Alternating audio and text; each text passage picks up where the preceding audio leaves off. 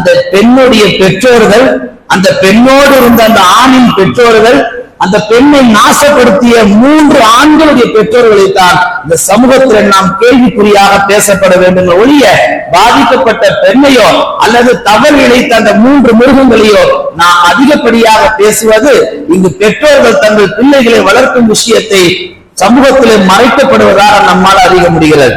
அன்பார்ந்த அல்லாஹ் நல்லடியார்களே, அல்லாஹ் அந்த ஆயத்திலே பேசுவான், ஈமான் கொண்ட முஃமின்களே உங்கள் பார்வையை நீங்கள் தாழ்த்திக் கொள்ளுங்கள். இரண்டாவதாக உங்களுடைய அலங்காரத்தை தெரியும் வண்ணமாக வெளியில் நீங்கள் காட்டி திரியாதீர்கள். உங்களுடைய அலங்காரத்தை உங்கள் கணவனுக்கு காட்டுங்கள். பிற ஆண்கள் பார்க்கும் விதமாக உங்கள் அலங்காரத்தை நீங்கள் வெளிப்படுத்தாதீர்கள். அடுத்து அல்லாஹ் சொல்லுவான், உங்களுடைய ஹிஜாப், அந்த துண்டு, அந்த மேலே போடக்கூடிய அந்த ஷால், அதை உங்களுடைய மார்பகங்களை போட்டுக் கொள்ளுங்கள். இப்படி எல்லாம் சொல்லிக் கொண்டு வரக்கூடிய அல்லாஹ் அடுத்து சொல்லுவான், உங்கள் பாதங்கள் இருக்கக்கூடிய அந்த கொலுசு, அந்த அலங்காரம் வெளியே தெரிய வேண்டும் என்பதற்காக அதை தட்டு வண்ணமாக அல்லது உங்கள் கால்களை அசைத்த வண்ணமாக நீங்கள் வேகமாக நடக்காதீர்கள். நீங்கள் அப்படி நடந்தால் உங்கள் கால்களின் வழியாக வரக்கூடிய கொலுசின் சத்தத்தை வைத்து எத்தனையோ ஆண்கள் உங்கள் பின்னால் வரக்கூடும்.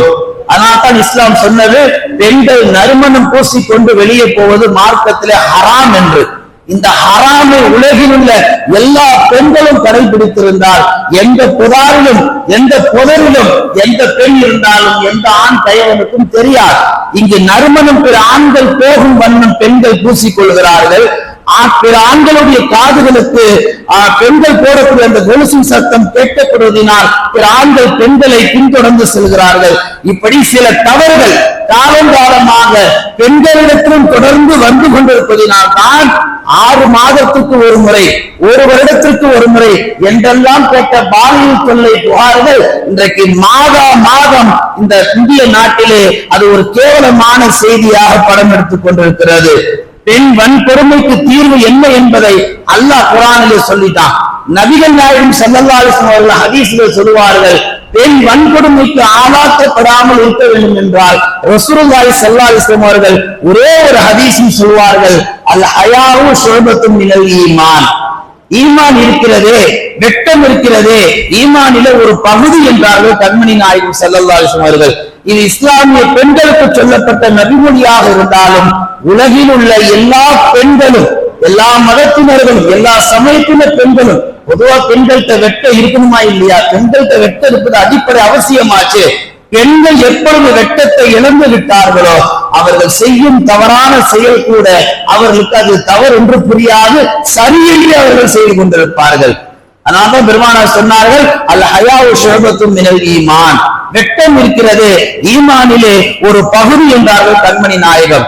அப்ப வெட்டப்படக்கூடிய ஆண்கள், வெட்டப்படக்கூடிய பெண்கள் இந்த சமூகத்தில் அதிகரித்துட்டாங்கன்னா நீதிமன்ற வளாகங்களில் இது போன்ற பாலியல் வன்கொடுமை புகார்கள் எங்கேயுமே பதிவு ஆகாது. அல்லாஹ் சொல்லக்கூடிய அலங்கார விஷயத்திலும் அல்லாஹ் சொல்லக்கூடிய ஒழுக்க விஷயத்திலும் பெண்கள் இன்றைக்கு தவறிவிட்டார்கள். நீங்க எத்தனையோ நாடுகளை பாருங்களேன், சவுதி போன்ற, குவைத் போன்ற அரேபிய நாடுகள்ல இருந்து எந்த புகார் செய்து நம்ம காதுக்கு வந்தது கிடையாது. எத்தனையோ பெண்கள் அங்க இன்றைக்கு ஏர்போர்ட்ல சுதந்திரமா ஹிஜாபோட எல்லா வேலையும் செஞ்சுட்டு தான் இருக்கிறாங்க. விமானத்துல கூட எத்தனையோ பணி பெண்கள் பணி செஞ்சுட்டு தான் இருக்கிறாங்க. வெளிநாடுகள்ல எத்தனையோ பெண்கள் வேலை செஞ்சுட்டு தான் இருக்கிறாங்க.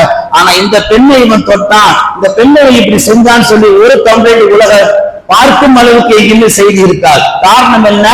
அங்கு உள்ள பெற்றோர்கள் அந்த பிள்ளைகளுக்கு ஒழுக்கத்தை தந்து விட்டார்கள், மாண்பை தந்து விட்டார்கள், குர்ஆனை முழுவதுமாக படித்திருக்கிறார்கள், ஹதீஸை முழுவதுமாக கற்றிருக்கிறார்கள். அதனால் அந்த அரபிய பெண்